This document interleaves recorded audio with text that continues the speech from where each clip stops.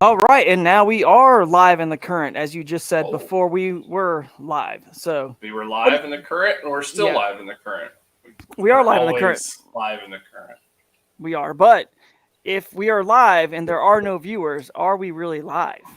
Mm, That's what I would, the paradox. surmise here. The Well, there's paradox. Yes. three. There's three eyes there, so we are Okay, currently live. now we're live. Okay, we weren't live a second ago because no one was actually on, and we were 30 seconds in. But now people are starting to roll in. So I guess it's the whole tree falls in the forest. Does anyone hear Yeah. it? Did it really happen or whatever that is? So if I catch a 10-pounder and I don't post it on social media, did it ever happen? What is that? As I said, no vid didn't. Oh crap! What is that? There's a saying that people are like no vid something. I can't remember what it is though. I look Yeah, like an idiot.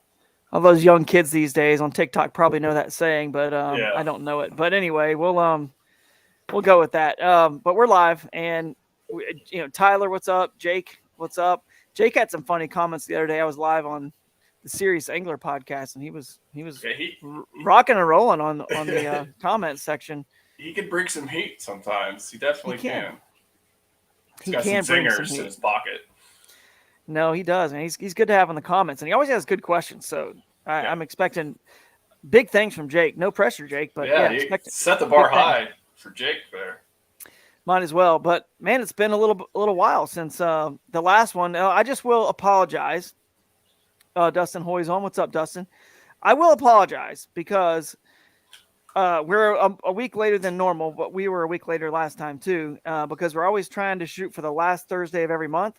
But I had to go and like win this tournament. My bad on Grand Lake, the Bassmaster Kayak Series, and it set this whole chain of radio and podcast and other media stuff I had to do, interviews, which is again, it's a good thing. Bassmaster is really cool. They gave me a nice trophy here, and they were really cool to I guess get me on a lot of get a lot of press from the event. Yeah. You can say what you want about all the three of the trails and how Bassmaster's kind of just getting started a little bit, and maybe the payouts aren't as high as others because maybe the entries aren't as high. But man, they make up for it, and they're going to get there on that stuff. But they make up for it for sure with how much they help out with media. And I've obviously had to kind of make contact with some of these people to get on some podcasts. But I'm a little bit of a go getter, known to be in the past. So I Yeah. try anyway. So I'm trying to Well, push this sport forward, man. absolutely. And, confession to make, I obviously was not on the last podcast and I didn't even listen to it yet because I am way behind in everything that I'm doing. So I have no Oh, idea what was even happened that last episode. Good job, it me. was a good one. It was a good one. Jeff Little was I, on here. I haven't done any car trips, so I don't have you know what I mean? Like that's when I listen to Yeah, podcasts and stuff. So I haven't traveled recently. So I just, yeah, it was. that's what it is. That's true. Yeah, you need a car trip. Well, you just need to go fishing. I know you got a new job. Just catching Yeah. everybody up on life here. Ken's working on a new gig, and so that's taking some time. And dude, you're a busy guy like we all are. So understandable. And you need to listen to it because Jeff Little, Brandon Peoples, another biologist, he was on and had a lot of good things to say. And it's just maybe it's sort of our thing. We kind of like having the biologist and perspective about river bass because I feel like, man, this is a clicking right now in my head. I feel like part of what I think has helped me become a good angler is actually the study of you know, the whole geography and the ecology and everything about the bass and its whole ecosystem. And that actually comes from me having a lot of friends that I met through fishing rivers, especially Georgia for the shoal bass. Shout out to the shoalie, new kayak coming out, Crescent, whatever. But um, that's why I think that I have a little bit different look at lakes and rivers than other people, and I guess I've Yeah. brought that to the podcast. So we're gonna do a little bit of that tonight with. We'll have to ask him if he's a doctor. I'm not sure if he's quite graduated and is technically a doctor yet, but I put doctor on the IG in our graphic because you If know what? anything, honorary. Exactly. He's our honorary doctor for tonight, Dr. Andrew Taylor. And I've known Andrew for a long time. But anyway, we'll get into that when we bring him on later. So if you're waiting for that part of the show, tune back in around 8:30 and we'll have him on at that time to talk about all kinds of new developments and some research he's been doing on the smallmouth over there in the Ozarks region. It's actually interesting and translates all throughout, fishing as well. But what's up to some other people? Ryan Van Tine, what's up? Chris Hannigan, what's up, man? Reed Carpenter, man, we got some of the regs up in here. Yo. Shane, what's up, Shane? We have must be a slow Thursday. Yeah, exactly. Everybody's jumping in. Now we got a good group. Hey, if you guys Absolutely. can share it, share this out. Let's grow it a little bit, get some more people on here so we can have a little bit more conversation and comments. That'd be cool. But yeah, we haven't been on in a while. But Ken, I did win. Obviously, I'll say this real quick. I won, obviously, the tournament. We all know about that. And if I'm not going to go over on this podcast the whole spiel, I'm not going to do it, how I won, all that, because it's been beat to death on so many other podcasts. And you guys can go listen to any of them. But I would say that I had a pretty good time recapping it. Like the later podcasts you do, almost the better you get at telling the story and the more little juice and nuggets. If you want to go watch the Serious Angler podcast I did with Bailey, when we talk about his win on Lake Eufaula and my win on Grand Lake, and we're pretty close buds, so it was kind of cool. That it's kind of like when you and I tied for first at Pickwick. That was kind of cool, And then Bailey, I won, and then Bailey won, and so go listen to that one. Another one is good is Inside Bassmaster podcast with Roddy Moore and Kyle Jesse. That one was really good. Now, if you want to go really dig into the bait I used to win, and I don't know, it was sitting here. Now it's not anymore. I don't know where it went, but the jig that I used to win, I dig into the bait side on. It's called Behind the Reel. Go watch that one on YouTube. Behind the Reel, guys. It's really good. John Morse, I believe, is his name, and he did a great job. And we really dug in deep to every little tweak and modification on the baits and how I got it done. So go listen to those. They're very good. And anyway, anything else from you before we bring on Josh to talk about some Smallie Games? I don't think so. I'm excited to be back on. Like you said, get going, get some more science information. Like that does really, really help, I think, for certain people to put together the environments and stuff like that. So I really do need to go back and listen to that episode. And anything that comes from today is obviously going to be super helpful. And, getting back out in the water and getting back into it, because we got that Susquehanna coming up. It'll come up faster than you think. So that's right. I can't wait. Matter of fact, when we talk to Andrew, you're going to see the fact that I knew some stuff already about the smallmouth over there is the reason.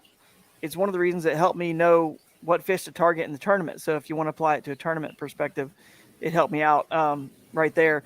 The last thing I'll say before we get started with the Smallie Games is if you haven't checked out the new Crescent Shoalie, we finally announced it. I know I get comments on this podcast all the time. Like, when is this? Yeah, dude. It's happening? It's so relieving that like something has come out. So then like when people ask me questions, I can actually talk about it because it's visual in that little teaser, and just it's so awesome that it's finally like there's something happening. You know what I mean? Like it's just been, especially for you. I mean, I can't imagine what you feel like. It's for me, and I'm not obviously nearly as tied to it as you. And it's an exciting time for sure. It probably is what put a few of those gray hairs on your chin too. Probably is. You guys can see them right here. Had nothing to do with the two kids, nothing to do with the two youngins, but definitely it was all the kayak, but it was all worth it, man. It's a great boat. I know we just teased it, and if you can, when we make a transition in the show or at some point, let's show that video. If you can pull that up and we can share your screen on YouTube, go to the Crescent YouTube. Anyway, it's a short little teaser. We kind of. There's a lot more in that teaser than people realize. If they actually stop, which some people have, and look at the screenshot, you can actually start to figure out there's some new systems and new things we've done that have never been seen before. So I'm excited, and not too long to be able to show you guys the full walkthrough of that boat and the promo video and all that good stuff. So I'm pumped. So all right, let's. That's enough about the Shoalie. Glad it's out, and it's definitely not a fictional thing that we've been teasing for a long time. No, but let's it's real. It's real. It's a cool boat that pays homage to a river fish, one of the coolest river fish we have. And now we're going to transition into the 1A and 1B. I consider Smallie's 1A in terms of power, fight, everything. I think shoal bass are 1B. But anyway, now we'll transition to that with the Smallie Games and Josh Shrinko. I wonder if I'm saying that right. Let's ask him. What's up, Josh? We've had you on before, buddy, but man, am I saying your last name right? You you got that exactly right. So that's It's not yeah, Tranko don't get or that very Planko. often. It's Shrinko. So you can imagine all the bad nicknames I had in high school from that last name. So yeah, every time I have to like pronounce it to somebody, I'm like, oh god. They're like Shrinko? Really? Like shrink? Yeah. Yeah. No, CH. And then you got to say CH. That way that gets in their brain and they don't even think about the Yeah. SHR anymore. It's like, oh, yeah, Yeah. Shrinko. Like, Exactly. We created the same problem with pronunciation with Achigan. So it's the oh, opposite. The really? people, for some reason, people always like to say. I think it's because it looks like Michigan, so people want to Yeah. say Well, that's what I Achigan. said. That's yeah, we Achigan. gotta dude, I didn't know we gotta hear all about this because I actually Yeah, wanted to talk to you about that brand as well. We're seeing sure. this Achigan brand more and more. So Yeah, explain to us, because I didn't even know this clarification.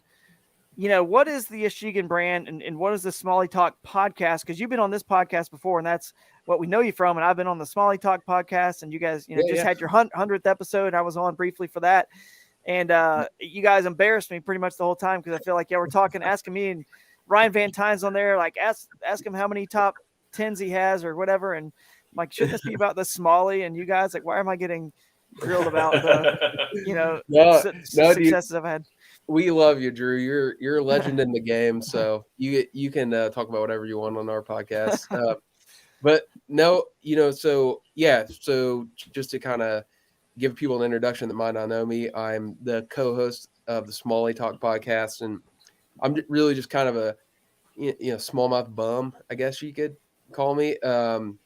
And I love listening to podcasts, and there wasn't a podcast out there with a lot of smallmouth content, so I started one. I think we're on our 4th season now, and it's kind of Mm-hmm. grown its own legs. And we have our dedicated listener base. So if you want to check that out, we're definitely river guys at heart, but we have guests on that are more like lake guys, and it's really just all about smallmouth fishing. So um, everything from just like we recap trips and tournaments, sort of like you do, and then do a lot of goofing around. I would say it's 50% fishing content, 50% just Yeah, sophomore humor. We never it is. goof around.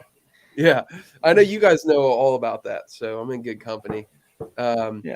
But yeah, like I'm a small business owner, and sort of like out of my entrepreneurial spirit, I knew when I started Smallie Talk, it's kind of like eventually I want to like do some sort of smallmouth, like build a business around smallmouth and my love for smallmouth. And last year, I kind of had this rolling around my head for a long time, and my brother-in-law, we're actually doing our monthly meeting. We're at our office right now. My brother-in-law Dustin Medina and my neighbor Andrew Reuter, who they're both sitting next to me. What's up, guys? What's up? What's up? They're both like really talented artists, and I honestly like Andrew. I didn't even know, but that he even drew. But we kind of one thing led to another. Both these guys are hardcore smallmouth guys, and they started drawing smallmouth, and we kind of came up with the business plan to build a brand just around the like species of smallmouth. So the name, which Andrew is the one that came up with, that is the Ojibwe name for smallmouth, which is the Algonquin tribe's like native language. So the Achigan, which the pronunciation of that is our interpretation of how it's pronounced. We thought it would like roll off the tongue best like that. I think technically in French it's pronounced Achigan, but we're not gonna do that. So we kind of read Shrinko, Bless you. Strigan. we brought Yeah. it down. Bless you. Yeah. Bless you. Put a little redneck spin on it, So it's Achigan is the way we pronounce it. But yeah, I mean, we started off really simplistic with apparel and kind of smallmouth centric designs. Like all of our stuff has smallmouth related stuff. It doesn't necessarily have a fish on it, like the one that I have. I don't know if you can see the back of it, but Oh yeah. it's kind of like a heart, with bronze blood coming out of it. So we play on the whole like bronze, bleed bronze, that sort of thing. Yeah, for Um, those who bleed bronze. So for the yep, audio listeners, he turned around, yeah, and it said yeah, for those who bleed bronze. Otherwise, I yeah, think there's just a mutilated gold heart that just yeah. yeah. Let's at least say what was on there. I mean, I don't know how many people listen to this on audio compared to watching it, Well, but I give people just in case. we have like stickers with that, and I've given some people that don't fish sticker, like my barber. I gave him a sticker because he was asking about it, and he's like, I don't know what this is, but it looks cool. So, but yeah, so we built kind of our like whole like brand is based on like smallmouth designs and stuff that smallmouth like to eat. That's cool. Crawls, hellgrammites, that sort of thing. We have a partnership with Matt Nelson, who's indie yak angler. If you guys know him Oh yeah. from YouTube, so we have a shirt of his and a sticker there. But yeah, pretty much like that's what we're all about. Now, the Smallie Games thing came in as like kind of a something I had brewing around in my head again. I'm sure you guys know about that, Drew. I know you Oh you yeah. like to create stuff, and I've always been into tournaments. I'm a competitive person. Um, but I think there's a lot of people out there that don't necessarily tournament fish, that just like trophy hunters.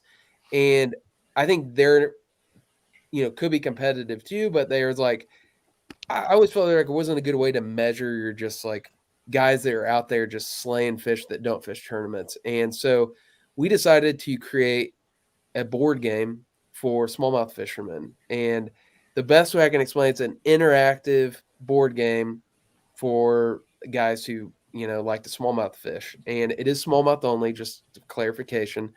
Um, but to play, you order a game board, and it comes with. Mm-hmm. I have one of them behind me here, if you can see it.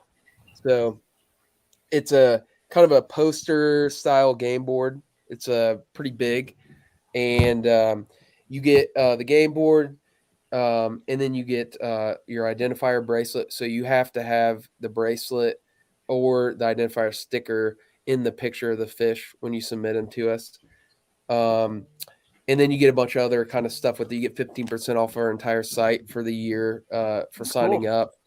Yeah, and the idea of it is you catch fish. The minimum length is 17 inches all the way up to 23, and you turn in pictures of those fish on a bump board. And we are pretty liberal with our bump board and measuring rules. Definitely not, uh, like tournament esque. It's kind of like Right. the mouth, kind of like how river bassin was. I always used to love that. The mouth could be open.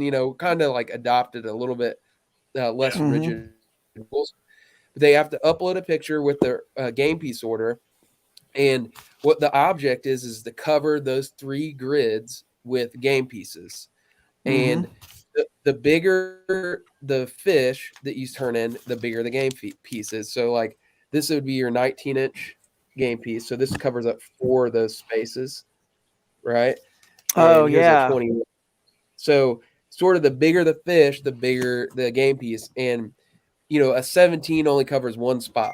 So if you were going to beat the game of 17s, you'd have to order a ton of game pieces. But like a 20, 21, 22, the Mm-hmm. 23 is like massive. It covers half of 1 grid. So I haven't seen very many 23-inch smallmouth caught, but they are out there.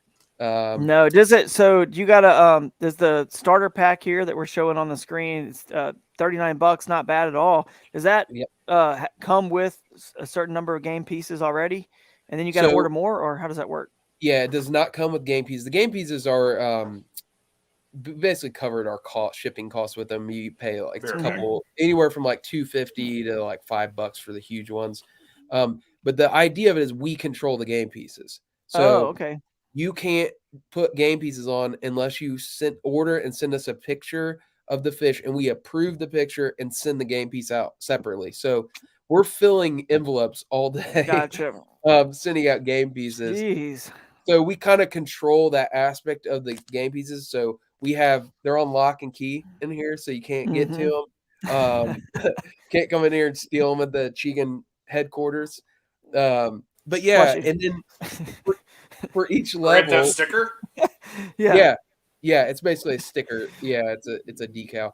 Now the each level, so there's 3 levels, and if you complete it, you are considered a bronze master, and there's all kinds of stuff that we're going to give you, like if you beat the game, right? So like just like you beat like a video game or something like that. Sweet. Each level has a wild card, and the wild card challenge, you get one of these if you beat the wild card. You order that, and we rotate the wild card challenge every month. So like the first month was you had to catch a smallmouth with a picture of a bag of trash with it that you picked up on the river, right? So that was a really easy one. Last month it was you had to catch a topwater smallmouth in April, which was pretty tough in some parts of the country. This month is we call it the big meat challenge. So you got to catch a smallmouth on a 7-inch or larger like lure or fly.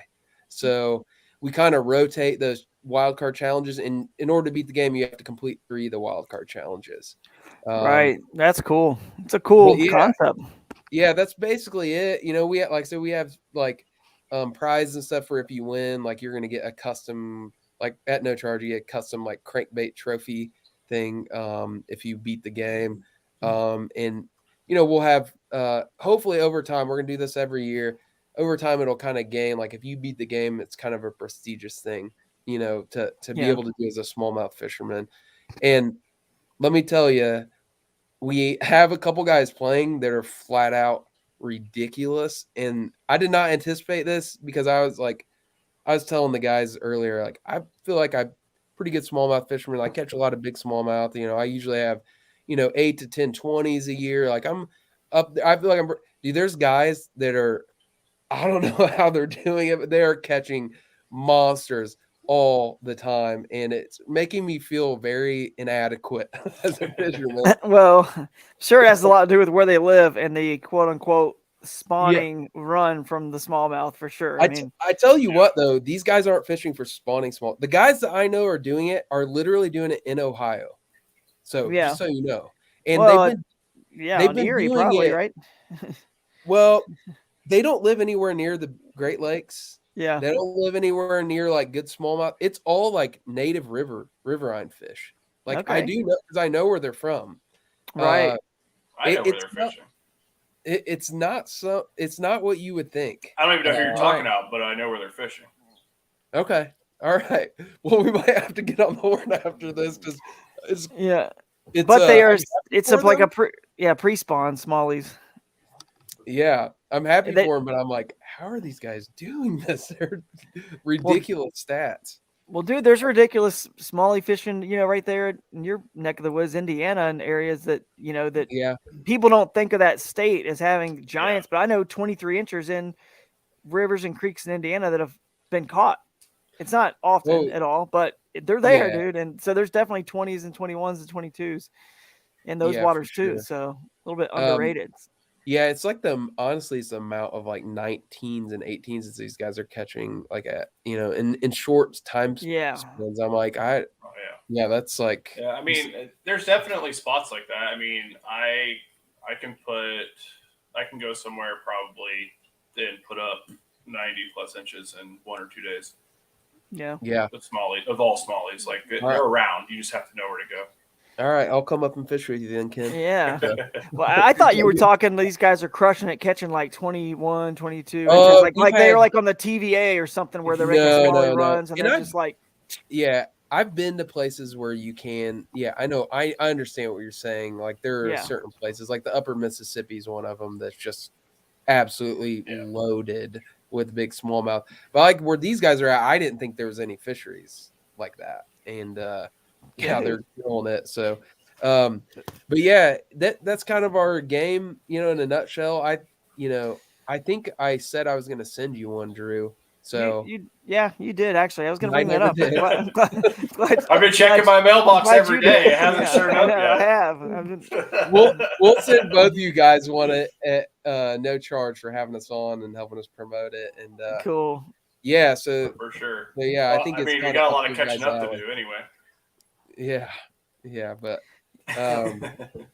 it's exciting, man. This is cool. This is really cool. It's a very cool game. You guys have put a lot of work and time and effort into it, and I'm just messing with you about the bless you. I know Ken started that with the Achigan brand, but hopefully that doesn't.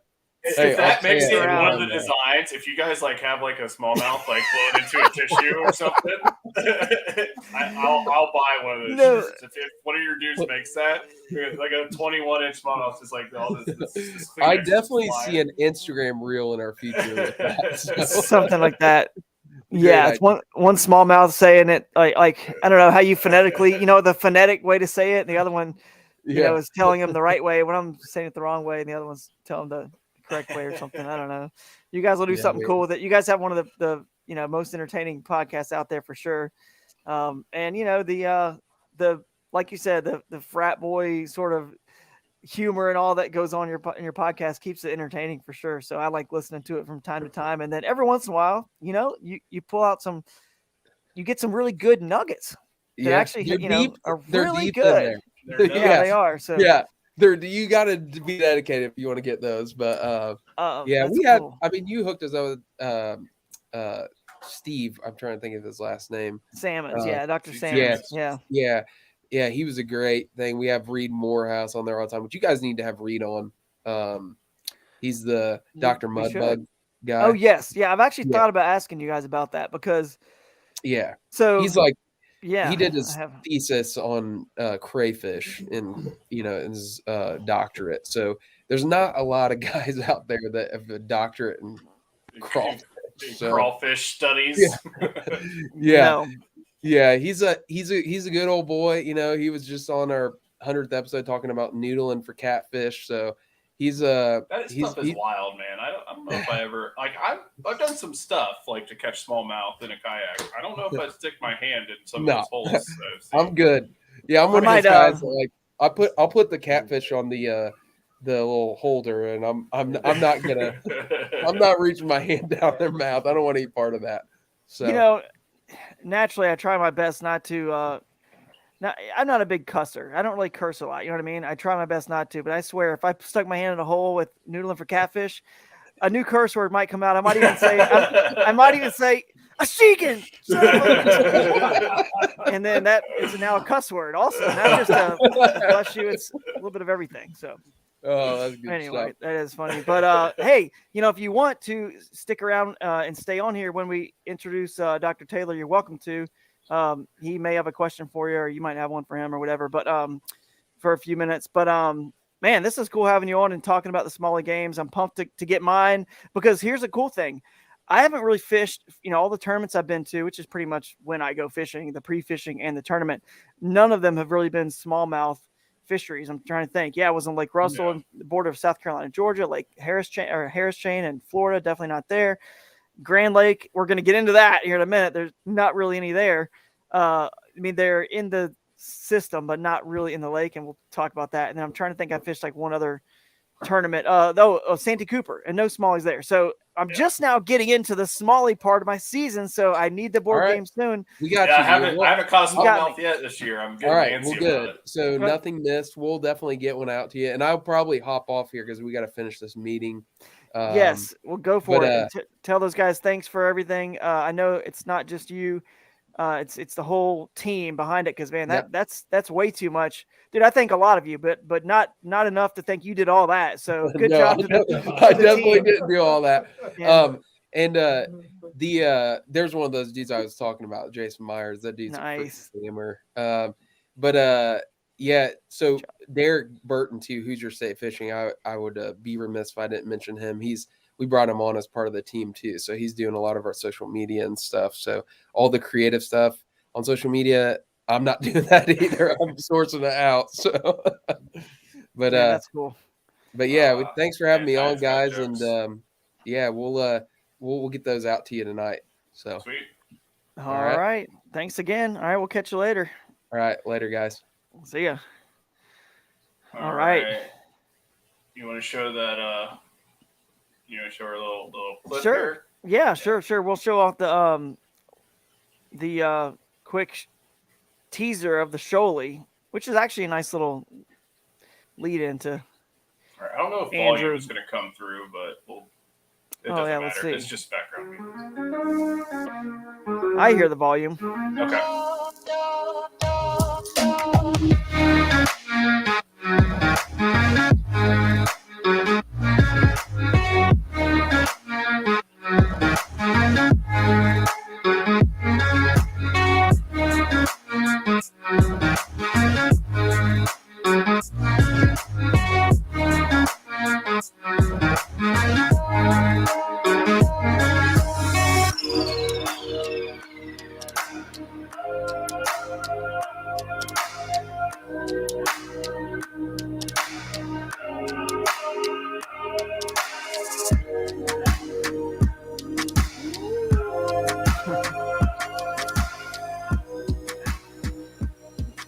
All right.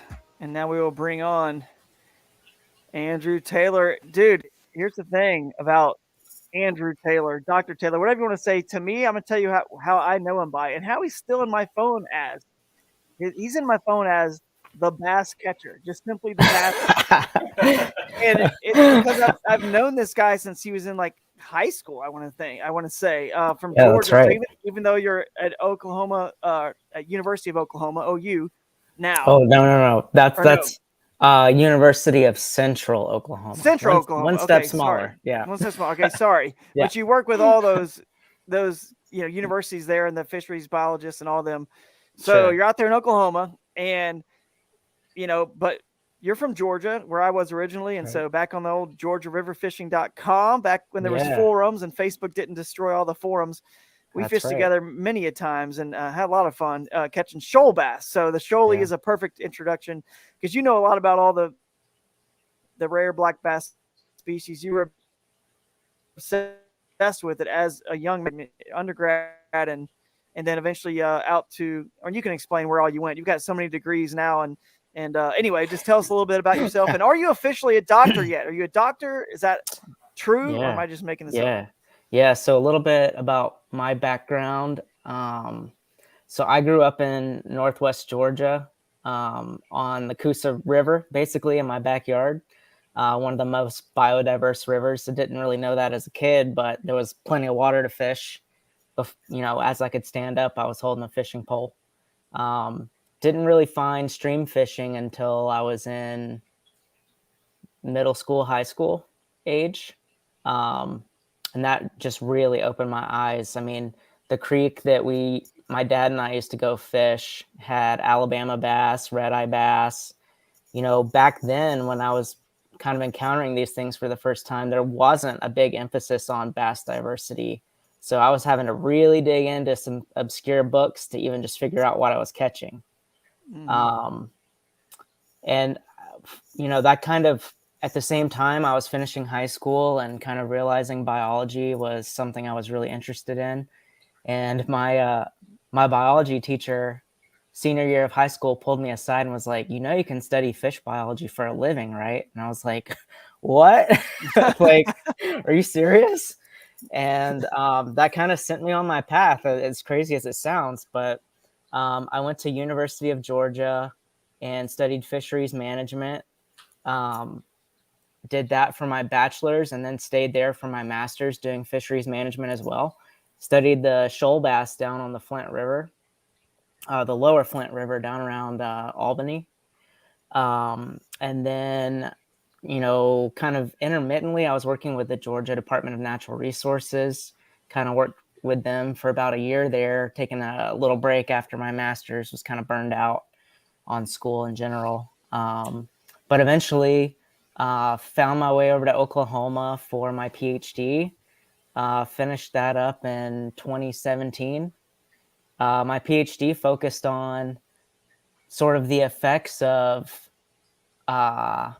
fragmentation, which is just a fancy word for cutting off gene flow within rivers. So cutting off populations, right? And what are the impacts of that on riverine black bass? So we looked at it a little bit with shoal bass, and we looked at it a little bit with Neosho smallmouth out in the Ozarks, closer to where I was doing my school. Because I went to school in Stillwater at Oklahoma State. And then had a couple years just doing kind of random research projects. We call that postdocing in the academic world. You're kind of on soft money. You have about a year to do a certain thing, and then you float on to the next one. And then got really lucky to get my current position at University of Central Oklahoma, where I'm an assistant professor. I teach a lot of introductory biology, and then some zoology courses. and I pepper all of my students with a lot of fish examples. For what it's worth, some of them love it and some of them hate it, but they end up leaving my classes knowing a lot about fish. So Nice. See, that's where I was confused. Oklahoma State, because you were on Hooked on Wild Waters on one of our side stories when we yeah, floated the Elk River, and then I knew it was one of those. I guess I just was thinking the wrong one, but that's cool, man. I didn't realize you were on, and now the professor as well. So, dude, time just flies so fast, it man. does. It does. But It's it's really crazy. cool to see you doing well out there and kicking some butt. And today we're gonna have an interesting conversation on some of the stuff that you've learned about these Neosho smallmouth, and a lot of people don't even realize there is a separate. You can tell me what the best term is, subspecies, or we don't. Is it not? Is it Yeah. considered a subspecies, or and then there's also one called the Ouachita that's in that region as well. It's different than. So if you want to just So start with that. yeah. So the way we think about a lot of the people on this podcast probably know about the red-eye bass, and how once we started looking at the red-eye bass, we kind of realized as you go from river drainage to river drainage, you start seeing some pretty big differences, right? And those hold up genetically. So now we kind of talk about the red-eye bass complex, right? They're all kind of related to each other, but they're separate species, right? Yeah, and the key is those river drainage. Just so you guys listening know, that means it's flowing into the ocean and it's not connected to the other river. So it's a whole Right. this population from the mouth of the ocean all the way up into all the tributaries. That's that drainage, and it's then the next drainage over that isn't connected to that one goes into the ocean. Maybe the Gulf or the Atlantic. It's a different one.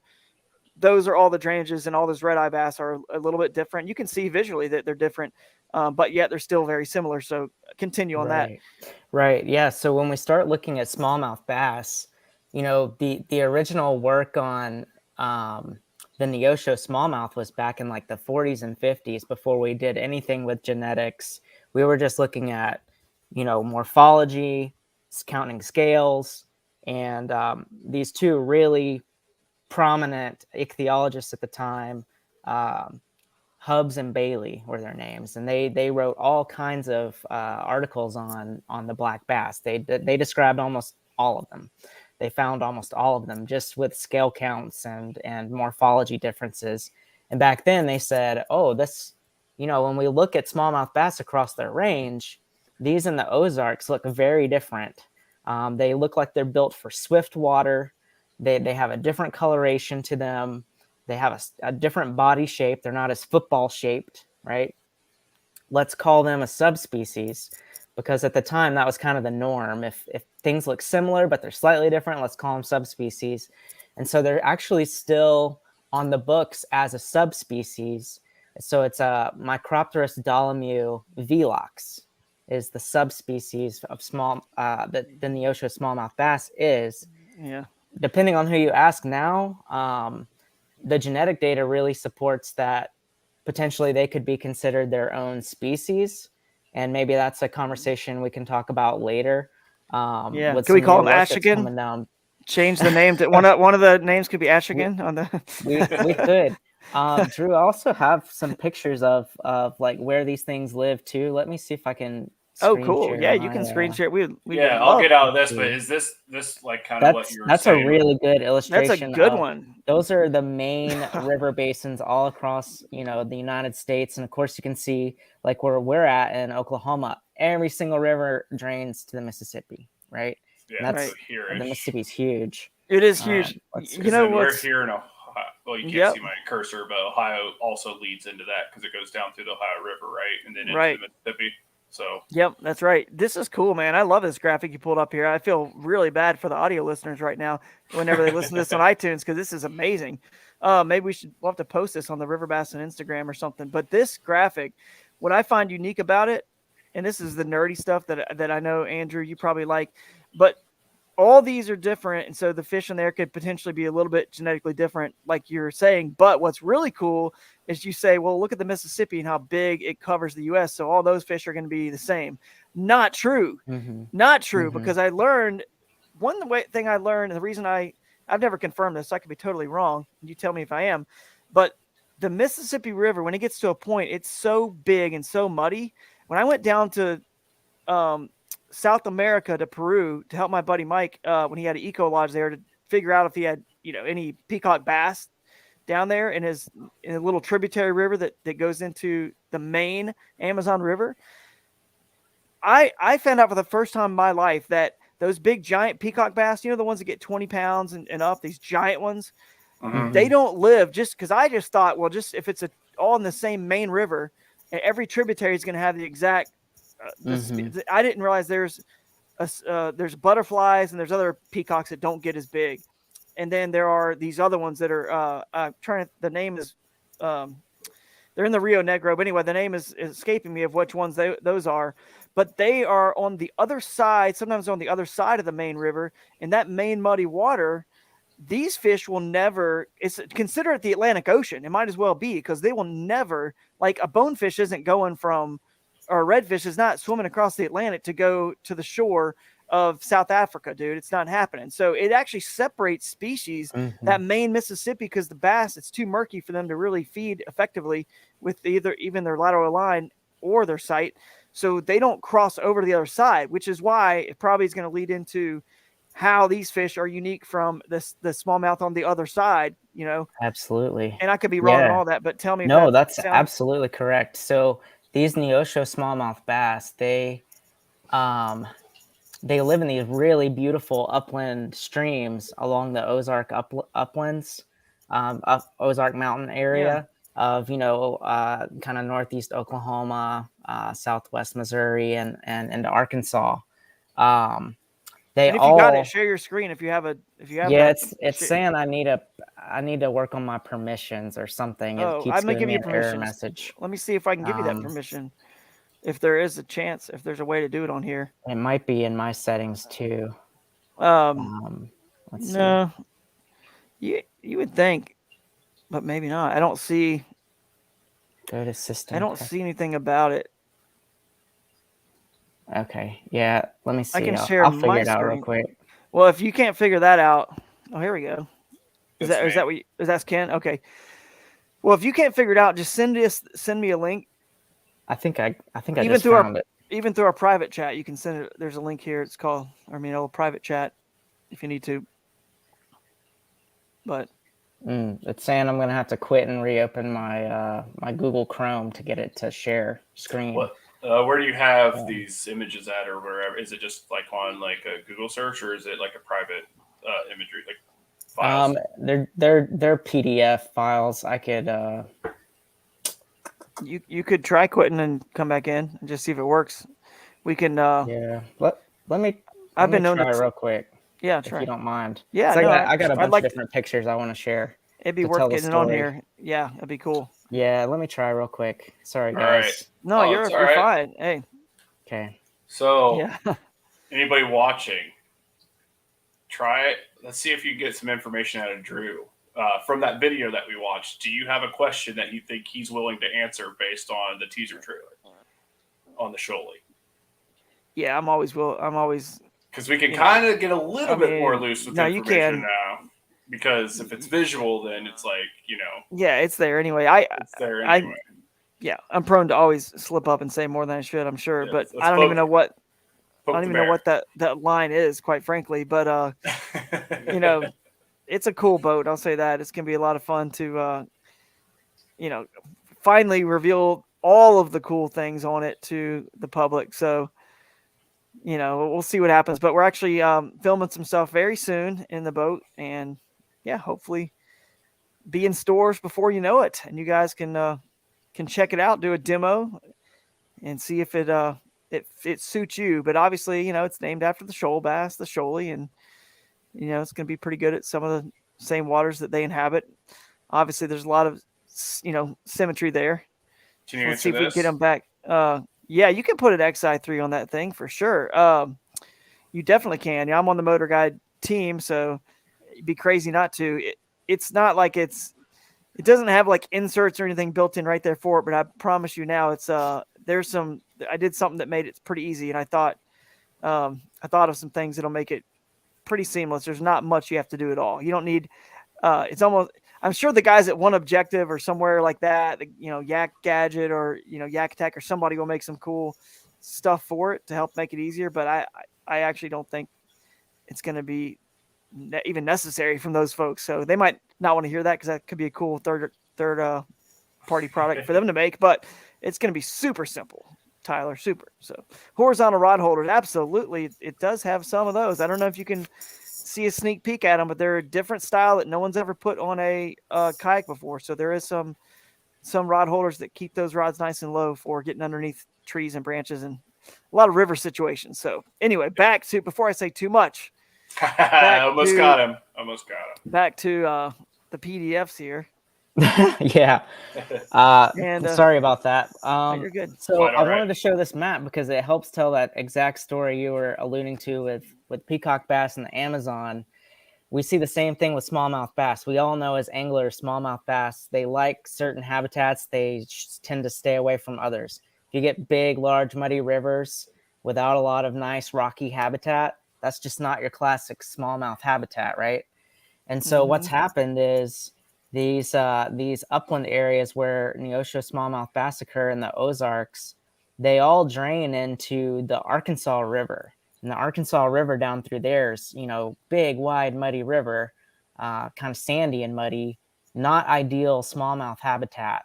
And so over millennia, these things have been relatively isolated in their gene flow to northern smallmouth bass that occur elsewhere across the range. So that lighter blue color, we consider everything there native range of what we call smallmouth or northern smallmouth, more specifically. And this was all figured out back in the 40s, just again with like scale counts and things. And of course, our modern genetics still support that they're very distinct. And then back with the scale counts, though, these same authors, they looked at those fish down in the Ouachita Mountains and they said, well, they're kind of intermediate. They don't really make out either way. So let's call them intergrades. They're probably a mixture of the two. And actually, with the scale counts, they kind of got that wrong.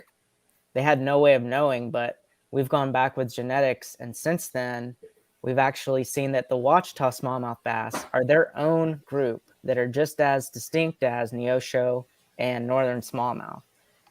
So we really do have three kind of unique entities within, I guess, what you could call kind of like a species complex like we have with red-eye bass, which you can see kind of that drainage principle down here with them. They're kind of all restricted to the headwaters of each of these systems. You kind of get the same thing going on with these different smallmouth bass. They're kind of restricted to these upland areas of higher elevation, higher gradient, faster water flow, cooler water. Yeah, rapids and riffles, cleaner water. Yeah, before it gets into the main Arkansas River, which becomes, like you said, pretty muddy and not good, not as good for them. Plus, a lot of it was dammed up, making these pools and lakes, which doesn't really help smallmouth as much since they like to be in the river, in that cleaner water as well, probably. But yeah, that's interesting, man. And you can catch some, it looks like up in Nebraska right there. You get a little sliver. Is that Nebraska? I think it is. You could actually catch some smallies there. So who knew? How many people have caught a Nebraska smallmouth? I wonder. That'd be interesting. That'd be a Smallie Games wild card right there, man. You should win the whole game. Yeah, instant win. The instant really win question. sticker. It's the stickers or the decals this big. The Nebraska smallmouth. Yeah, it covers the whole board. Yeah. So then one thing that people have asked me is, well, genetically, you can tell these things apart. Can you tell them apart if you hold them in your hand? And I think, the average person who's caught a few smallmouth in their life, probably not. Those of us who go to an area and catch, hundreds and hundreds and hundreds. And if you're like me, you take fin clips and you take pictures of each one you fin clip, and then you go back and you run the genetics, and then you look at the pictures and you're like, what am I seeing here? What are the trends? I think you actually can start to tell them apart, or at least I've convinced myself that you can start to tell them apart with your naked eye. I have another, let's see if I can get my screen share to work again. So that's really cool. another picture. Let's see. I'll do this. That's very cool, man. Not to stray too far from the topic, but Jake brought it up, and now I'm curious too because I didn't notice. What didn't say warrior bass? What is a warrior bass? It is the red-eye bass complex species from the Black Warrior River. And that's about all I know about it because I haven't done a lot over there in Alabama. Do you know that's the only one I've never caught? I've caught every black bass, those even the ones we're talking about now, the Wachitas, the Neosho smallmouth, all the subspecies, everyone but the warrior. I don't believe I've ever fished. You know what's crazy? Hey, Andrew, you may know this. The Lewis Smith Lake in Alabama. Is that part of the warrior system? Does that flow south and is that part of the warrior? I'll have to look it up because I'm fishing there for my next tournament is there. And if that's the case, I actually think it is. I might get my first warrior bass. You're going after the warrior bass? I think that might be part of that system. I mean, you won't win the tournament with one, but I mean, it would be cool to add to the life list, wouldn't it? That's true. That's true. Only I know Lance Cooley has caught all of those, and I think he may have caught everything pretty much, maybe even these Neoshos in the Wachita. But he's about the only other one that I think has caught as many as I have that I know of. But and we'll get to this later. But what's cool, speaking of the tournaments, it actually helped me, and this is real applicable to all those folks out there that fish rivers for bass. Obviously, everyone listening here, watching. But if you do fish tournaments, I already was able to rule out some ideas of winning on Grand Lake with smallmouth.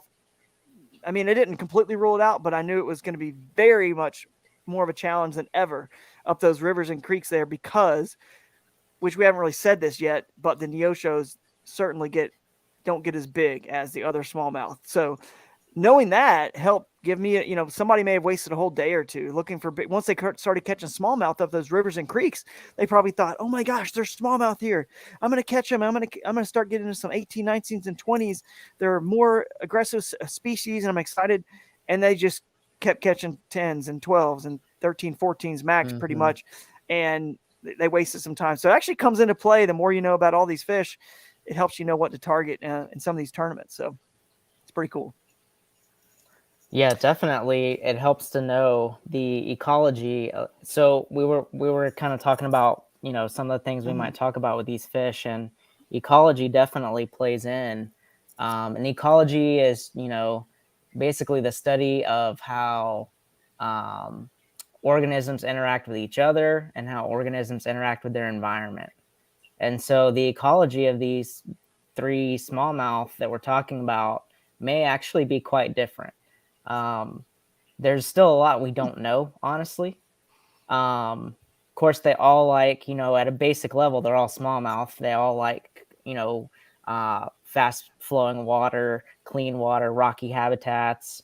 But the northern smallmouth lives in lakes naturally, right? The Neosho smallmouth, we've flooded a lot of impoundments and reservoirs in their native range, but they've never actually taken hold there. And I think the same is true in the Wachita smallmouth's range. I think a lot of the fisheries, especially down around in Arkansas that are in the native range of the Wachita smallmouth, what you're actually catching in those impoundments are stocked northern smallmouth. So it's pretty interesting. Their ecologies are quite different. And like you were talking about with Grand Lake, Grand Lake's right smack dab in the middle of the Neosho smallmouth's range. When they flooded Grand Lake, the smallmouth bass never took. Like they're still in the rivers and streams that feed into the lake, but they never took in the lake. There are reports like once in a blue moon of someone catching one in the lake, but it's not like a sustainable smallmouth fishery. Yeah, it's like shoal bass and red eyes. They just never took to the lakes once we impounded them, and we were obviously doing it for electricity, and that's the main reason, obviously. And then recreational purposes kind of fall in line somewhere with fishing as well. Yeah, except for there are a few like on the Savannah River that those bartrams do venture off in the lake a little bit more than other red eye species, which is one reason we kind of, if you go, if anyone goes back and looks at that graphic, it's one reason why we felt like, that was a different species completely. Cause like, hey, well, this species red eyes is actually living in the lake. They're they like it, and all the other red eyes do not want anything to do with it. So this is cool stuff, man. It's all interesting and Yeah. fascinating stuff. So I'll let you continue on there. Yeah, can you see my my slide here? Yeah, let's add it to Okay. the stream here. Got it. I'm not sure y'all can if you can see my pointer too. Can you see my pointer? I think Probably we not. could earlier. Okay. I thought, but I don't see it now. But we could Okay. earlier. I'll kind of just talk you through this a little bit. So I don't want to get like too in the weeds with the science, but this is what we call a phylogenetic tree. And so whenever we're kind of curious, like, do we have different populations or do we have different species?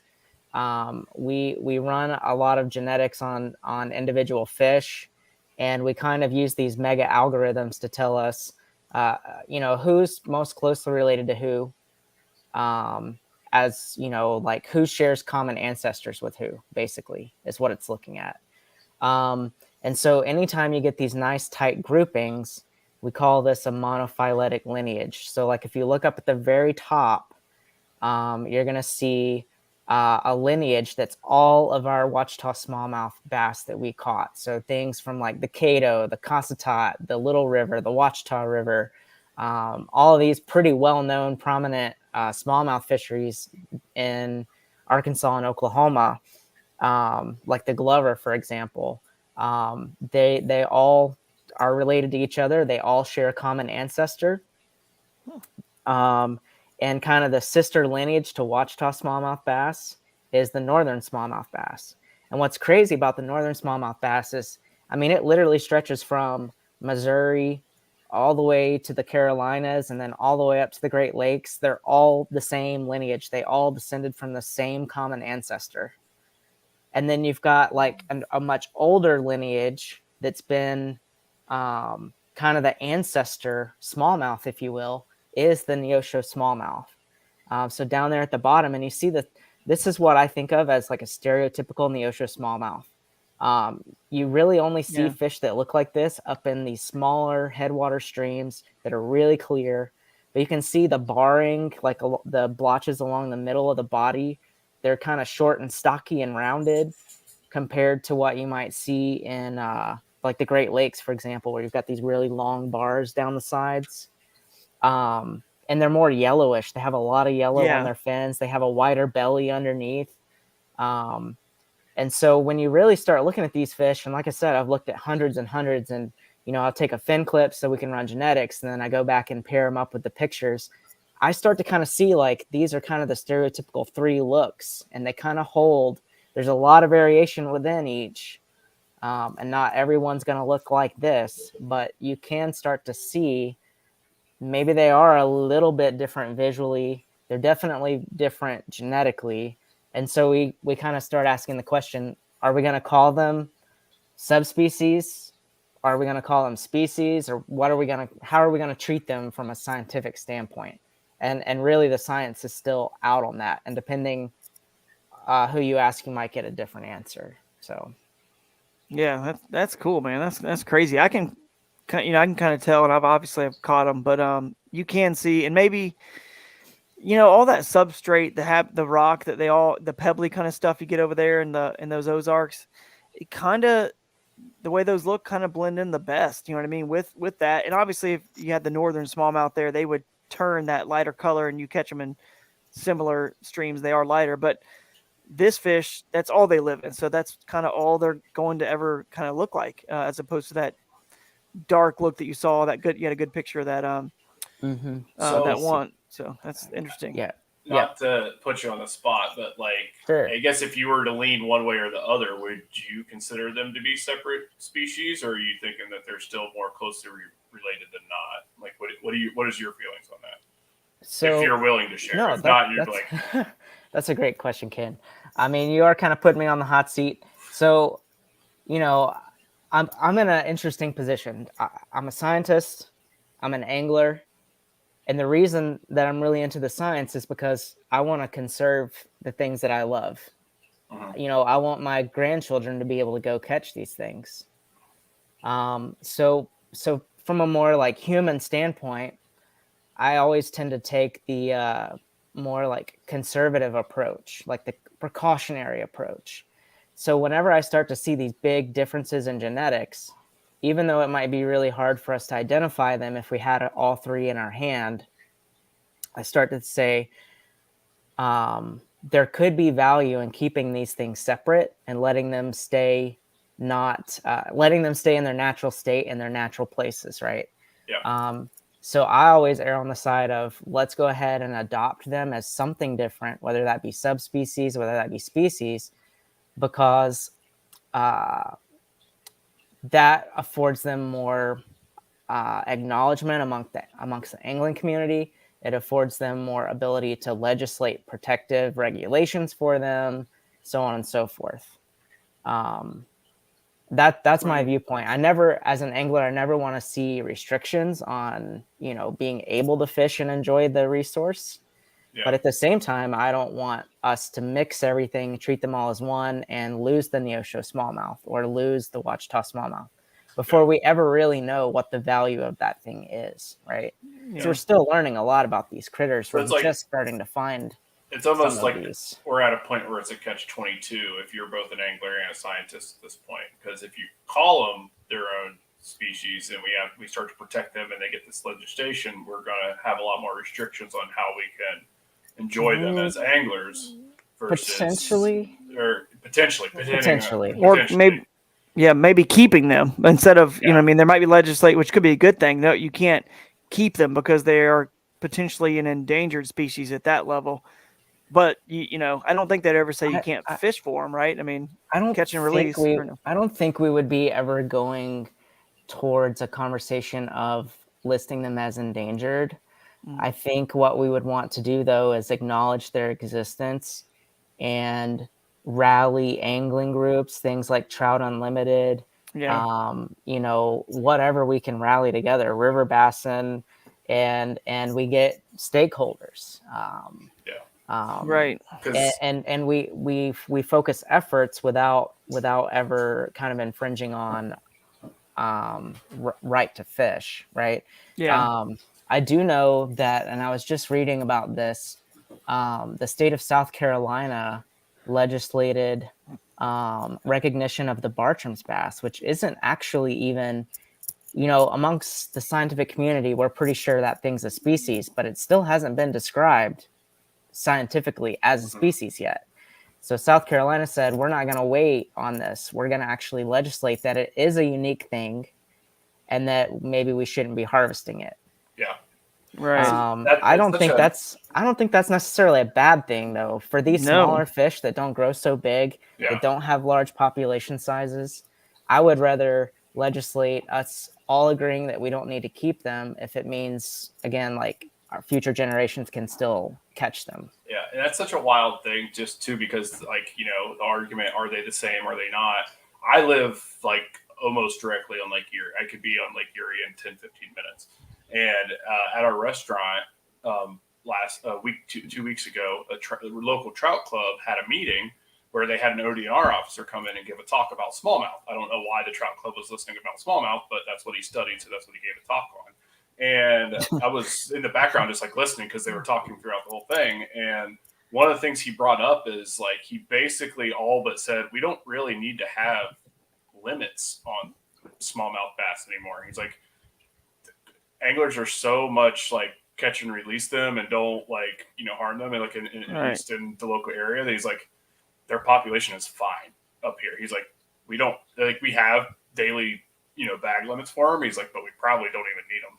And whereas somewhere for the Neosho or the Bertrams or whatever, it's a lot more of a touchy subject. But all in all, these are all basically the same species of some degree. Yeah. You know what I mean? So it's just kind of a wild opposite end effect of what we're talking about. From what I heard 2 weeks ago about virtually the same thing, just in a different location. Yeah. The biggest threat's probably really and you can explain what the biggest threat is, but I would think it's just going to be other species hybridizing, getting in there and losing the pure genetics of what this is. And that's going to happen from, again, like you said, if no one knows it's separate, other anglers with bass boats and live wells that can easily go from one lake to the next. Maybe someone thinks they're doing a good thing by moving smallmouth bass into, Grand Lake, and then they dump up the northerns in there, and then they hybridize with these Neoshos, and then eventually Dr. Sammons has talked about this a lot on our podcast. You lose a pure genetic Neosho potentially. I mean, over time. People, I don't know who these people are, because all of my angling buddies, I've never had anyone who's like, I think I'm going to move a bass around. Maybe someone would catch a largemouth and be like, I want to go put it in my neighborhood pond, right? Yeah. But I've never heard. I don't know who these people are, but they, like, for Neosho smallmouth, they've only got this one small little swath of planet Earth that they occur in, and they will readily hybridize with other black bass species if they haven't co-evolved with them there. So this is the same sort of thing we're seeing with people moving Alabama bass into smallmouth bass waters, right? And all of a sudden the Alabama bass are hybridizing them out of existence. The same thing could happen with Neosho smallmouth. We could actually lose them in places or maybe across their entire range if we're not careful about, keeping the natives where they are, not bringing non-natives in. And a little bit of...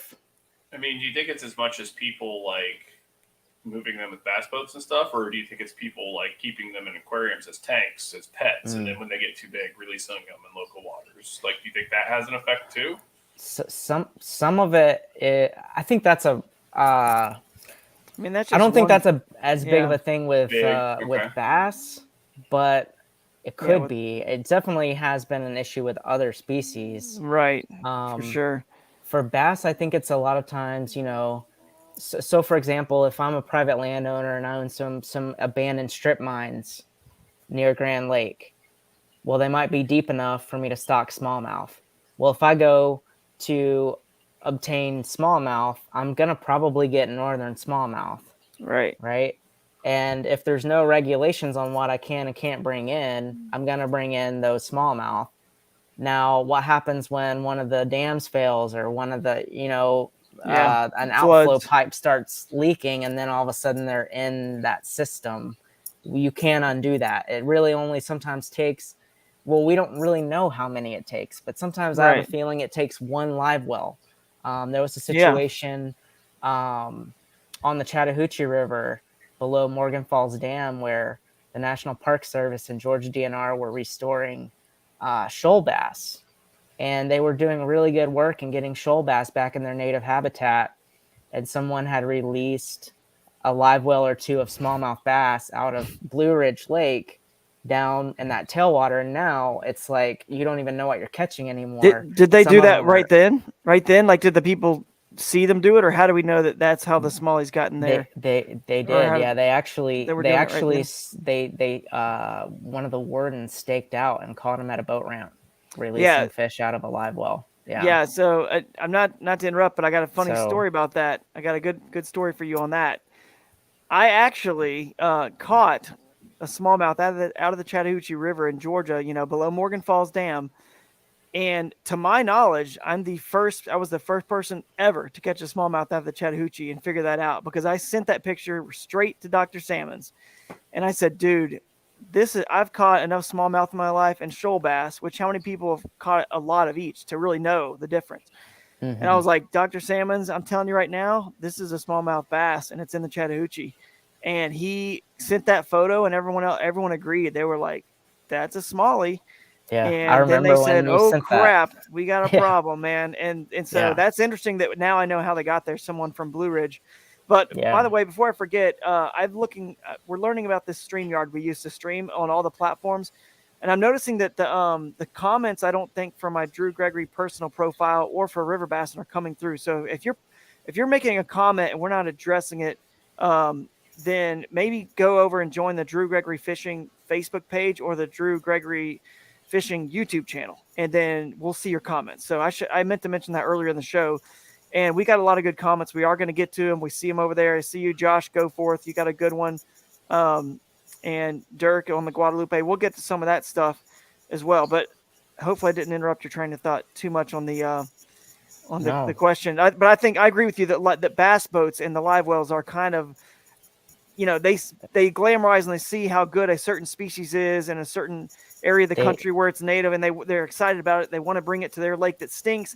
Has nothing to do with the species, has much more to do with there's no grass in the lake, no habitat, none of the, lakes are not, they silt in, they get dumpy, and Yeah. they're just trying to improve their lake somehow, thinking that we magically move this other species, it's going to be awesome. And then, of course, you have all these problems. You have ramifications beyond what you thought would happen. Yes. Yeah. And I mean, so speaking of Grand Lake, Grand Lake's one of the premier bass fishing destinations in our country.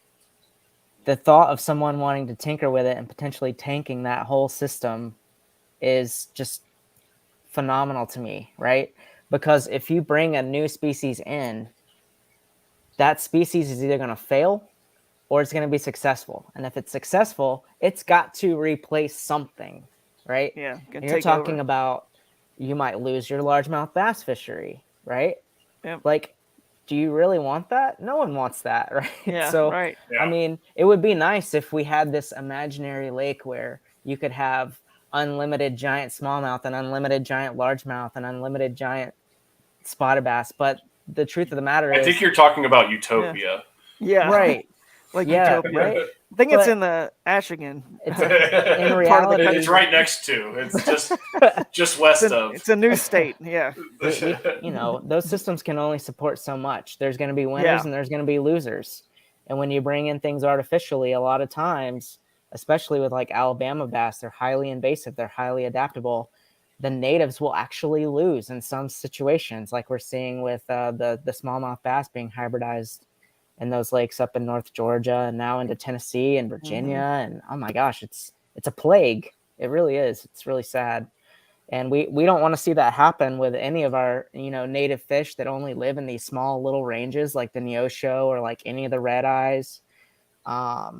So we need to, be more mindful of what we're doing as anglers and kind of holding each other accountable to, understanding what we have, what's unique about the waters we fish, right? And embracing that instead of trying to always want to bring in something different. That's true. That's a good point. I mean, embracing, I know a lot of trout guys down in the Southeast have embraced, and this is a good segue to Dirk White's question, the Guadalupe bass. They've embraced the fact that those are rare and beautiful, almost the brook trout of the black bass family.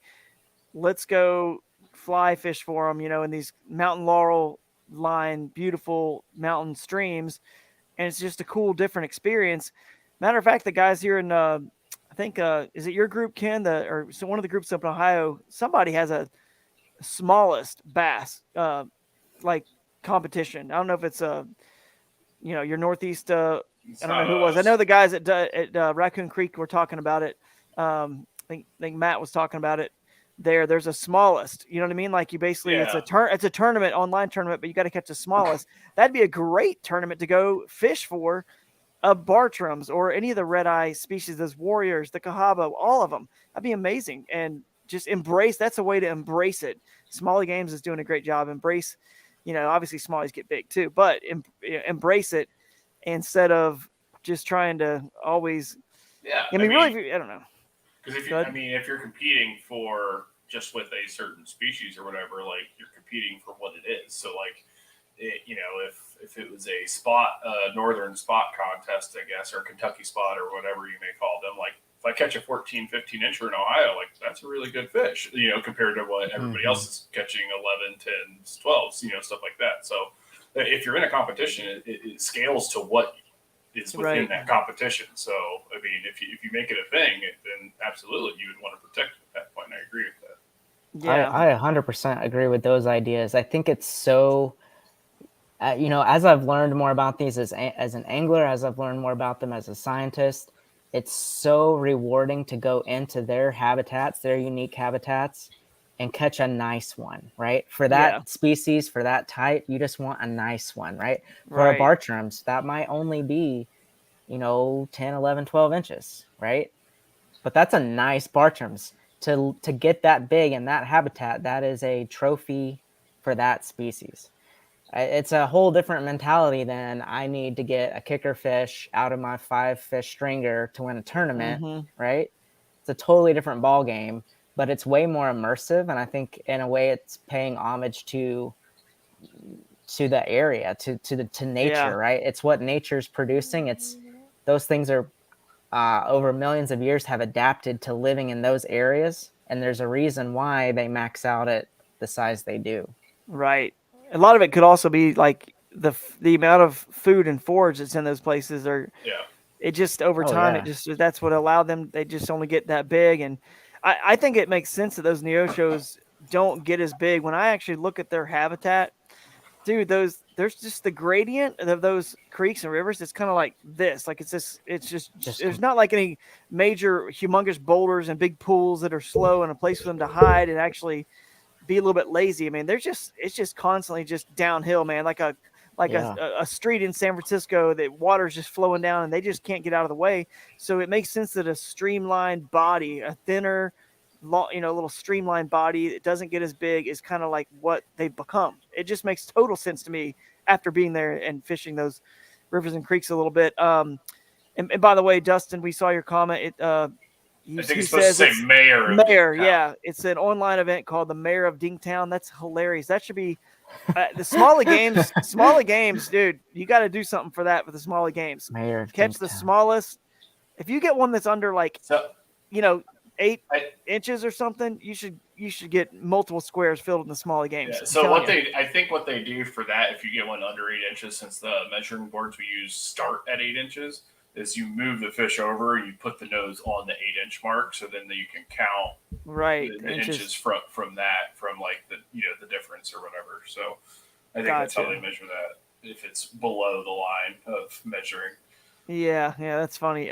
That makes sense. But not to forget about his question, by the way. Dirk White, what do I know about, what do we know about the Guadalupe bass? I've caught them. They're a cool fish. They're really fun. I did an episode of Hooked on Wild Waters where we caught them. They remind me so much of the Bartram's bass. I've actually caught one of those.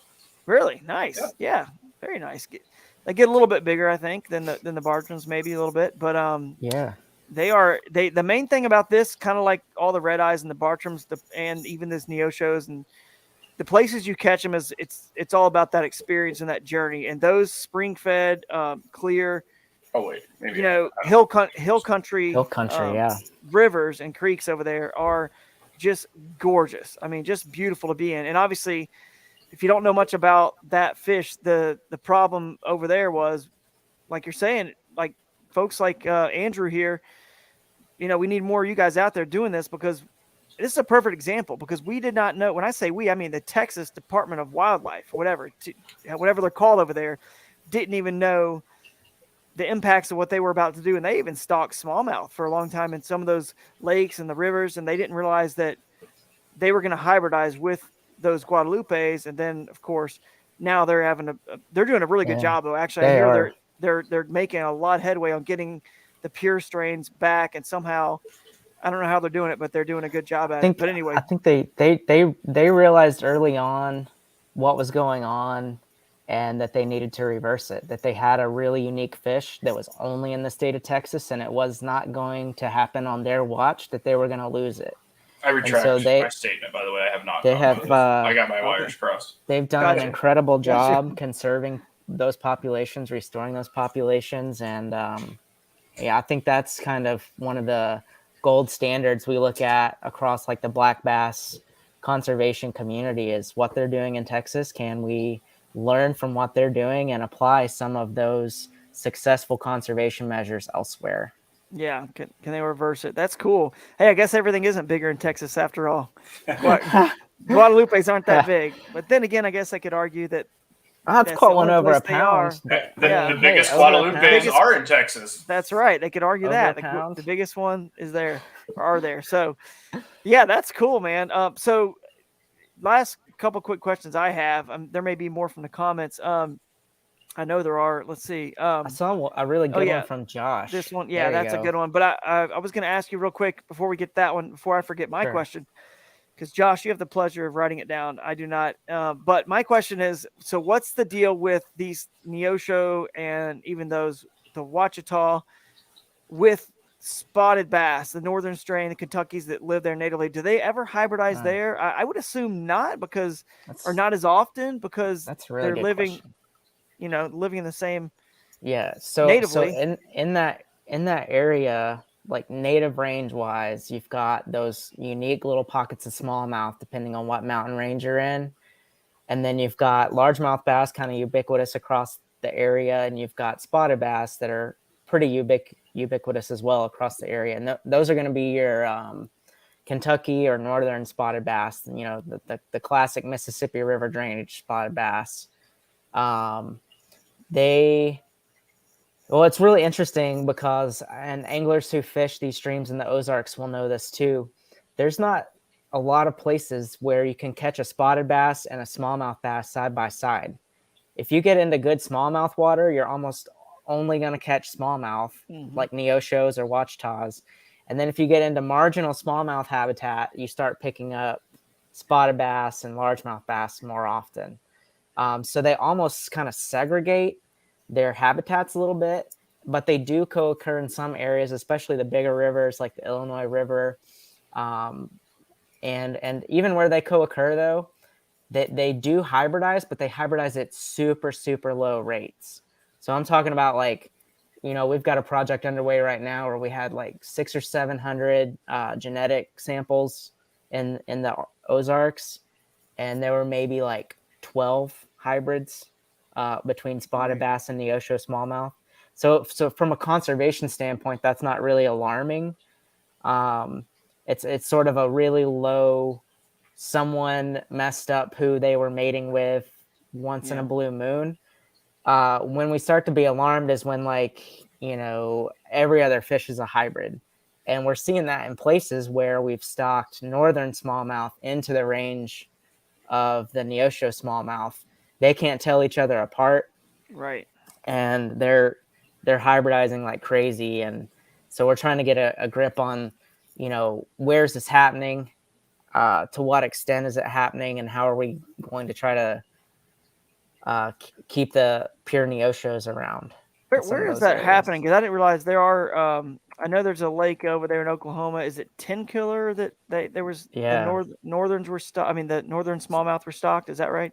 Yeah. So sort of the same thing that happened with that Guadalupe bass example, where I don't think the state really knew what they had, and so we were like we want good fishing. Obviously, we all want good fishing, and so the managers were like, well, when we built Tenkiller, the native smallmouth just evacuated because they were Neosho smallmouth and they live in streams. They don't like lakes. So they're like, well, let's go get some smallmouth that will. And so they stocked fish that were northern smallmouth over from the Tennessee and Cumberland River system. And this was back in the early 90s. So we didn't really have a good grip on whether the Neosho smallmouth was even really a thing, other than some scale count differences back in the 40s. As soon as we started to get genetic data rolling in saying, yeah, they are actually really different, Oklahoma definitely pumped the brakes on that and said, you know what, we can't do this anymore. But that ship kind of sailed. But as in, the fish really did take off in Tenkiller. They were stocked down in the lower end of the lake near the dam where the water's really deep and clear. They did really well there. And the problem when you stock a bass in a reservoir is all these bass can live in streams too. So they eventually wander their way up into the Illinois River and all the other tributaries and, take residence there. And then they're mating with these Neosho that can't always tell each other apart or not efficiently tell each other apart to sort types. So, so it's happening there. It's a pretty big issue. The locals that fish the Illinois River, it's a pretty well-known fishery there around Lake Tenkiller. They'll tell you the smallmouth are getting bigger and they look different. Yeah. They look darker. They look more like a football. So if you're into catching really big smallmouth, that's great. But also we might lose this fish from its range and never be able to get it back. And so that's kind of where my research kicks in, trying to figure out, are there certain areas where Neosho smallmouth are going to hold on? Can we figure out what conditions give it the best advantage and try to inform conservation in that way? Yeah. Are they, just to clear things up, because I know a lot of people fish Oklahoma and those places, are they in like Fort Gibson at all, like the northern strain smallmouth, or the next lake that's above that, which is Lake Hudson, which is the one right below Grand. It looks like. Are Initial they in any of those? initial genetic work would say yes. The northern smallmouth are in those two systems. Yes. To Okay, what so they're extent, I yeah, don't know. right. I haven't fished those lakes. I haven't done a lot of research on those lakes either. So And those are sort of below the dam at 10 Killer and back upstream the main Arkansas River. So if they're there, I would have to assume those were maybe moved from 10 Killer from anglers because they're so close that anglers maybe move some in those lakes because it's hard for obviously smallmouth to get through a dam upstream. Corps of Engineer dam. Would you say that's probably true? I Or how do honestly you? I don't know. I don't know enough about the history as to whether those were intentionally stocked or whether those might have Okay, been moved. I honestly I don't know. right. Gotcha. And then what about? I mean, I'm just curious now. What about Eufaula that's coming in on the other side? Down. Um, Wonder if they're in I that lake, Lake I don't Eufaula. know that they're in Eufaula. I know um, they've been stocked in other lakes in Oklahoma. So down in the Ouachita Mountains, where the Ouachita's native, Hmm. um, they also when they stocked 10 Killer, we also stocked Broken Bow Lake. Yeah, yeah. And so there's Hobie's kind of going a there. similar thing going on there where the northern smallmouth's doing really well in the lake, but we don't know what's happening genetic hybridization wise upstream and downstream. We don't know. Yeah, We and that's suspect that yeah, they're hybridizing, but we haven't even been able to really find anyone who cares enough about Ouachita smallmouth bass to even right. look. Yeah, Um, and that's the Hobie Bass Open Series is actually going there, and I'm sure that's one of the reasons. Like again in this rare particular situation, for the sake of anglers who care, who most anglers do just care about catching a bigger species, or in this particular situation the bigger version of this smallmouth species. That's all they care about, so they're like sure. probably thrilled, which gives them all this sort of like confidence that we need to do more of this, and it just is really messing things up. But they're in there now. I know it is a good fishery, but that's cool. I don't want to distract from the question here too.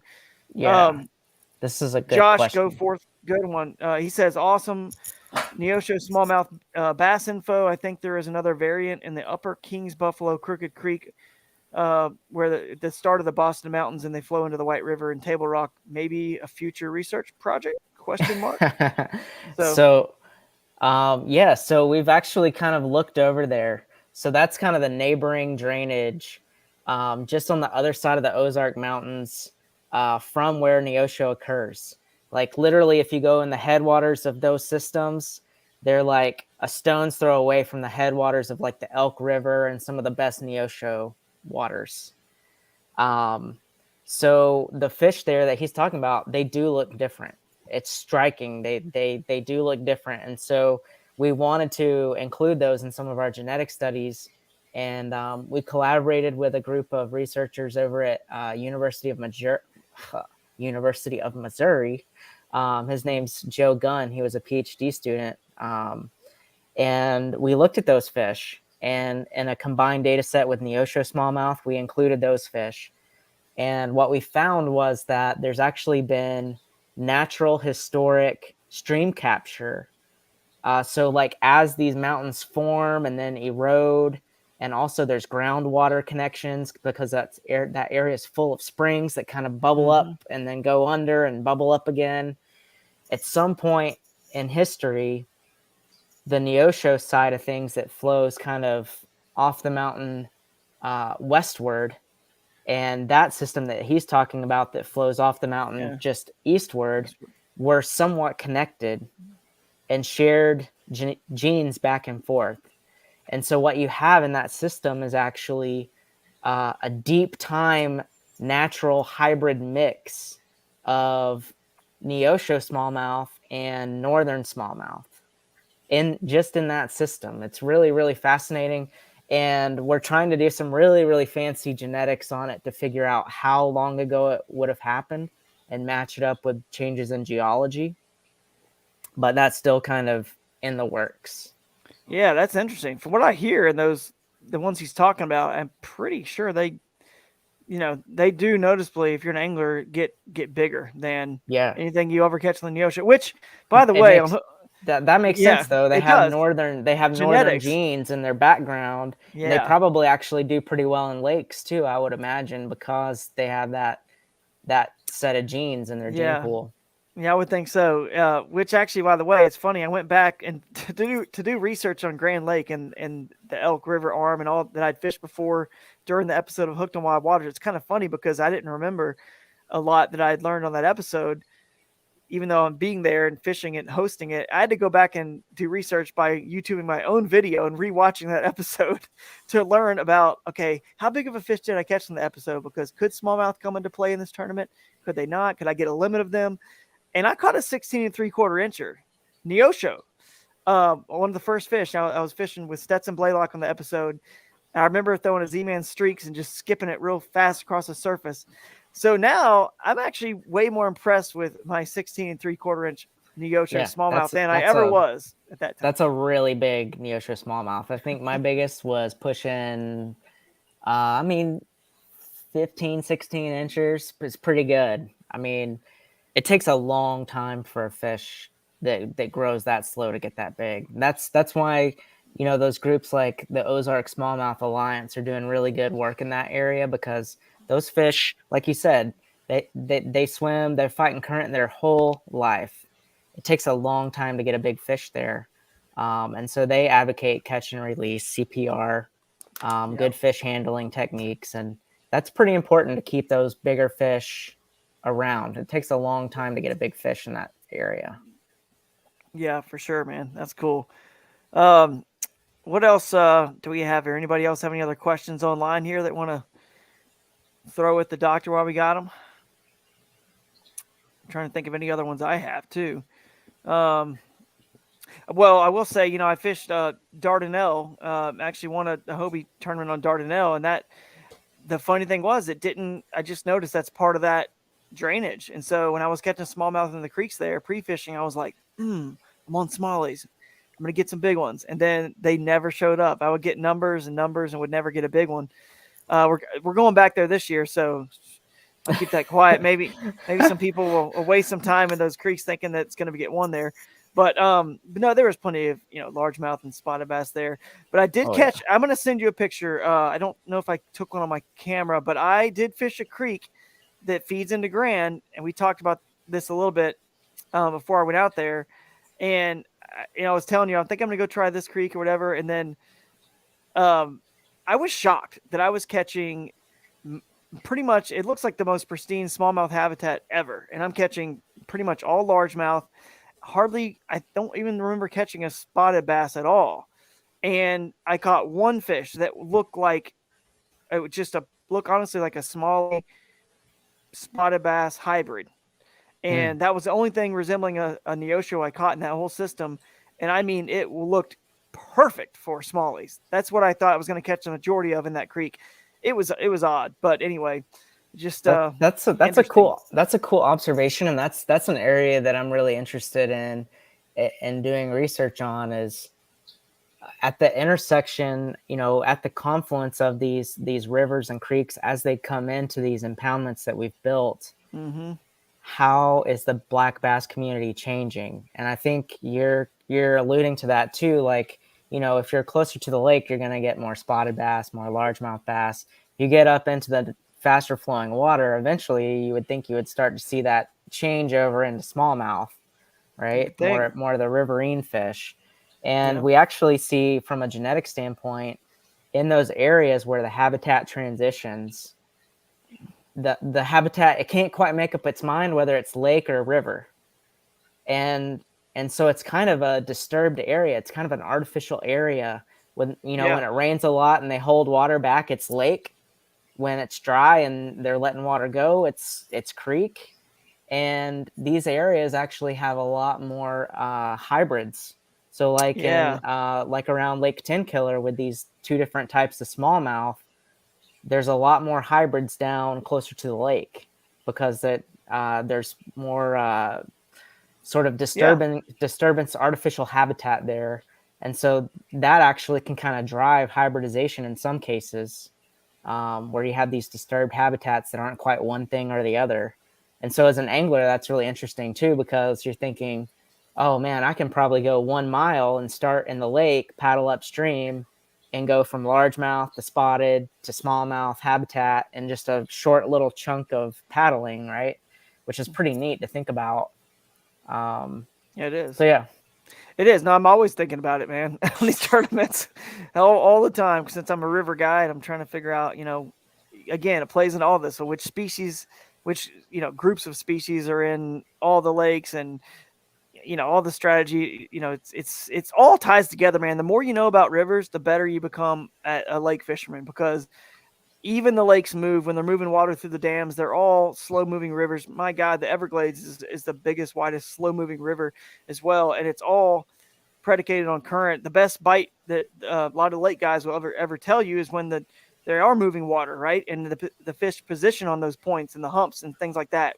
So they want moving water too. They don't realize it, but they're basically saying the river is better. But they just don't realize they're kind of, I don't want to say better. It's to me, it's my brain reads how those fish feed when there is current better. So anyway, it's just the river it's is better. to me. You just can't easily take your fiberglass bass boats up a river That's without right. risking financial loss. True. That's true. That's true.